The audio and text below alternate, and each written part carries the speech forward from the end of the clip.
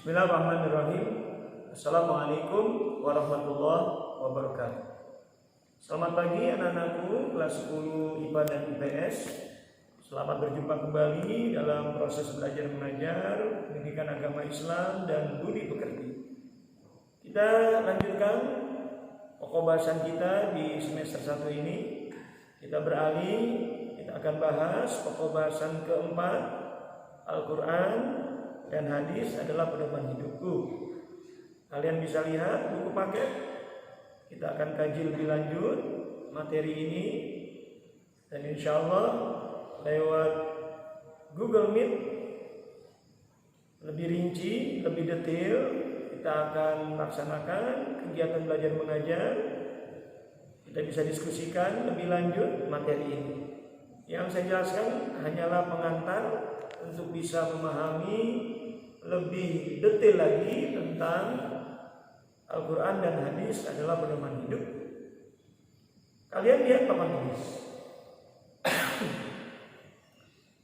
Pokok bahasan ini sangat erat kaitannya dengan sumber hukum Islam. Lihat bagannya. Sumber hukum Islam. Bapak yakin kalian sudah tahu apa arti sumber. Sumber berarti dasar atau asal usul sesuatu. Sementara hukum berarti aturan main, peraturan, norma, dan lain sebagainya. Kemudian Islam tentu yang dimaksud agama Islam. Berarti kalau dipadukan sumber hukum Islam, maknanya dasar-dasar, asal muasal, aturan-aturan yang akan dijadikan pedoman oleh umat manusia berdasarkan ajaran Islam. Jadi saya ulangi lagi, yang dimaksud dengan sumber hukum Islam adalah dasar-dasar, asal muasal, aturan-aturan yang akan dijadikan pedoman oleh umat Islam, oleh kaum muslimin berdasarkan ajaran Islam. Karena kita sedang belajar sumber hukum Islam. Para ulama membagi sumber hukum Islam menjadi 3. 1 Al-Quran, 1 hadis Nabi, 2 ijtihad. Al-Quran adalah sumber pertama dan utama. Hadis adalah sumber hukum Islam yang kedua. Sementara ijtihad, singkatnya ijtihad itu pendapat para ulama atas suatu persoalan, adalah hukum Islam, adalah sumber hukum Islam yang ketiga. Pertanyaannya, mengapa Al-Quran oleh para ulama dijadikan sumber pertama dan utama? Ini berdasarkan hadis Nabi juga. Rasulullah pernah berpesan kepada kaum muslimin, taraktu fikum amroini lam tadillu bihima fa in tamassaktum kitabullah wa sunnata rasulih. Aku tinggalkan, aku wariskan kepada kalian wahai kaum muslimin 2 perkara, 2 pusaka. Fa in tamassaktum bihima, peganglah erat-erat kedua pusaka ini, kedua warisan ini. Jadikan pedoman dalam hidup. Lam tadillu bihima, kamu tidak akan tersesat selama-lamanya, baik di dunia apalagi nanti di akhirat. Insya Allah tidak akan tersesat. Sahabat bertanya, apa 2 pusaka itu ya Rasul? Yang pertama Al-Quran dan yang kedua hadis Nabi. Al-Quran menjadi pedoman hidup kaum muslimin, sementara hadis adalah ucapan dan perbuatan Nabi yang menjelaskan isi Al-Quran. Sedangkan ijtihad adalah pendapat para ulama tentang suatu persoalan. Kita lihat bahkan lebih lanjut, Al-Quran plus hadis, Al-Quran dan hadis. Bila kalian rajin membaca Al-Quran, bila kalian rajin membaca kitab-kitab hadis, baik teks aslinya maupun terjemahannya dalam bahasa Indonesia, ternyata kalian akan melihat, akan menyimpulkan bahwa di dalam Al-Quran dan hadis ada ayat-ayat Al-Quran, ada hadis-hadis Nabi yang mengandung perintah juga mengandung larangan. Ada ayat Al-Quran yang mengandung perintah, ada ayat Al-Quran yang mengandung larangan. Ada hadis Nabi yang mengandung perintah, ada hadis Nabi yang mengandung larangan. Ayat-ayat Al-Quran dan hadis Nabi yang mengandung perintah, ada yang sifatnya wajib, ada yang sifatnya sunnah. Apa itu wajib? Harus dikerjakan. Siapa yang melaksanakan dapat pahala, siapa yang meninggalkan berdosa. Sunnah sebaiknya dikerjakan. Siapa yang melaksanakan mendapatkan pahala, siapa yang meninggalkannya tidak berdosa, tapi rugi. Karena ibadah-ibadah yang sifatnya sunnah itu menutupi kekurangan-kekurangan yang ada pada ibadah wajib. Kemudian larangan. Dalam Al-Quran dan hadis Nabi ada lafaz-lafaz, ada kata-kata, ada kalimat-kalimat yang mengandung larangan. Larangan ada yang sifatnya haram, jangan dikerjakan, harus dijauhi, mesti ditinggalkan.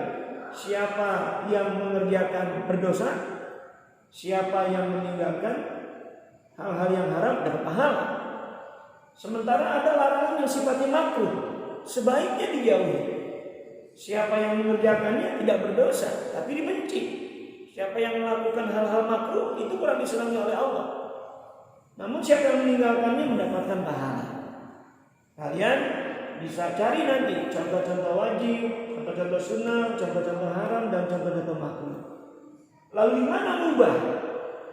Mubah berarti alternatif, pilihan. Boleh dikerjakan, boleh ditinggalkan. Bagaimana hal yang mubah itu terjadi? Bila ada satu perbuatan yang tidak dijelaskan secara pasti perintahnya, Al-Quran dan hadis tidak menjelaskan secara pasti dengan teks yang pasti, dengan kata-kata yang pasti apakah itu wajib atau sunnah. Kemudian Al-Quran dan hadis Nabi juga tidak menjelaskan larangan secara pasti, apakah larangan itu haram atau makruh. Maka tindakan tersebut, perilaku tersebut oleh para ulama dikategorikan mubah, boleh dikerjakan, boleh tidak. Yang tidak ada larangannya, yang tidak ada perintahnya secara pasti dijelaskan dalam Al-Quran dan hadis, masuk kategori mubah, boleh dikerjakan, boleh tidak. Baik, contoh berikutnya adalah sumber hukum Islam berikutnya adalah ijtihad. Apa itu ijtihad?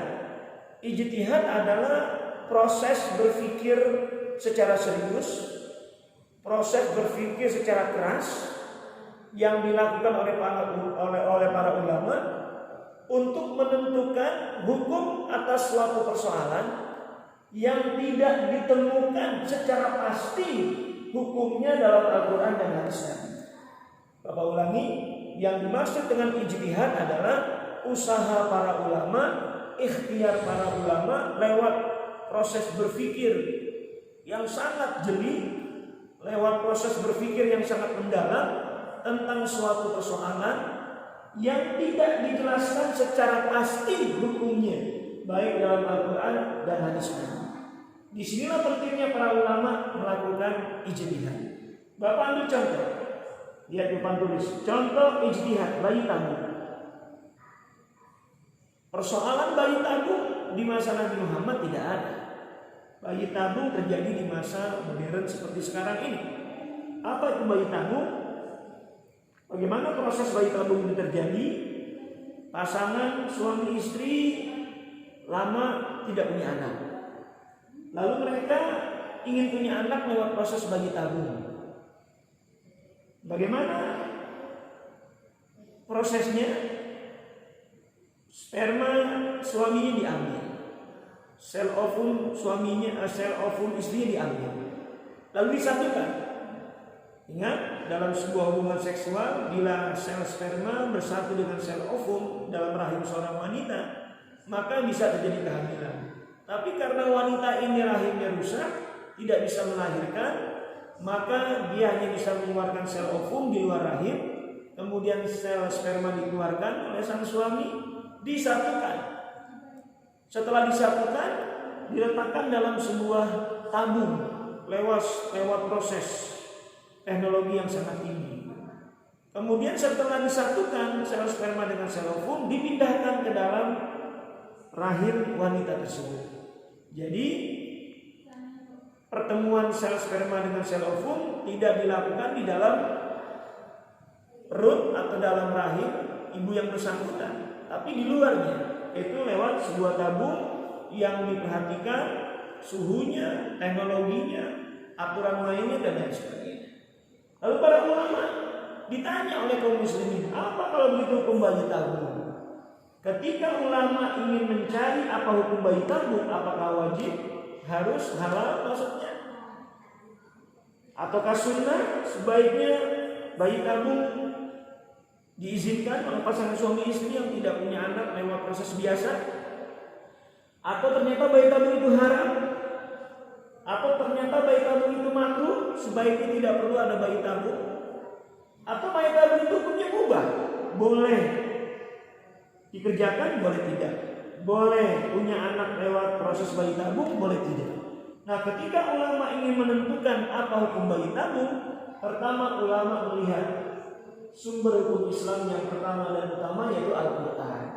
Dicari ayat-ayat Al-Quran yang secara tegas, secara pasti menjelaskan hukum bayi tabung.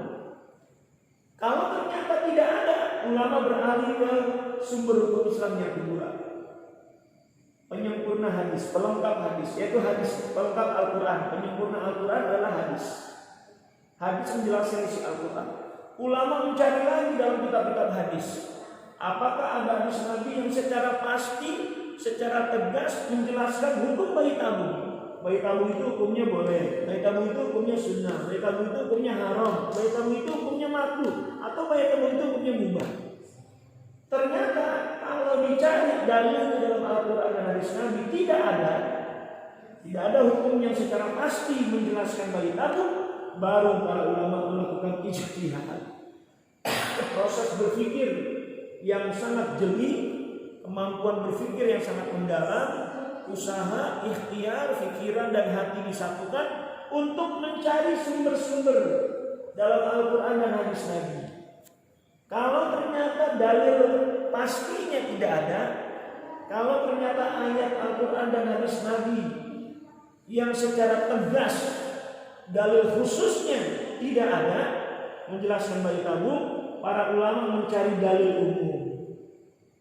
Adakah dalil umum, isyarat-isyarat, petunjuk-petunjuk yang mengarah kepada penjelasan tentang hukum bayi tabung? Jadi kalau dalil khususnya tidak ada, misalkan ayat Al-Quran tidak ada yang berbunyi ya ayyuhalladzina amanu if'alu bayi tabung, hai orang yang beriman lakukanlah bayi tabung. Tidak ada larangan dalam Al-Quran, ya, atau ada larangan dalam Al-Quran ya ayyuhalladzina amanu la taf'alu bayi tabung, wahai orang yang beriman jangan lakukan bayi tabung. Tidak ada bunyinya seperti itu teks aslinya. Maka para ulama, kalau dalil khususnya tidak ada, dicari dalil umumnya. Apa dalil umum dalam Al-Quran untuk bisa menjelaskan proses bayi tabung hukumnya apa? Ternyata ada dalam Al-Quran surat Al-Isra. Allah Subhanahu wa taala berfirman, "Wala taqrabuz zina," jangan dekati perbuatan zina. Inilah dalil umum yang dipakai oleh para ulama untuk menentukan hukum bayi tabung. Lalu apa kaitannya zina dengan bayi tabung? Wala taqrabuz zina, jangan dekati perbuatan zina. Zina dan bayi tabung dibahas oleh para ulama. Zina dan bayi tabung, berzina hukumnya haram. Apa kaitannya antara zina dan bayi tabung? Ulama menjelaskan lebih lanjut. Kalau sel spermanya diambil dari suami yang sah, sel ovumnya diambil dari istri yang sah, kemudian disatukan, diletakkan di dalam tabung, maka hukum bayi tabung adalah mubah, boleh dilakukan.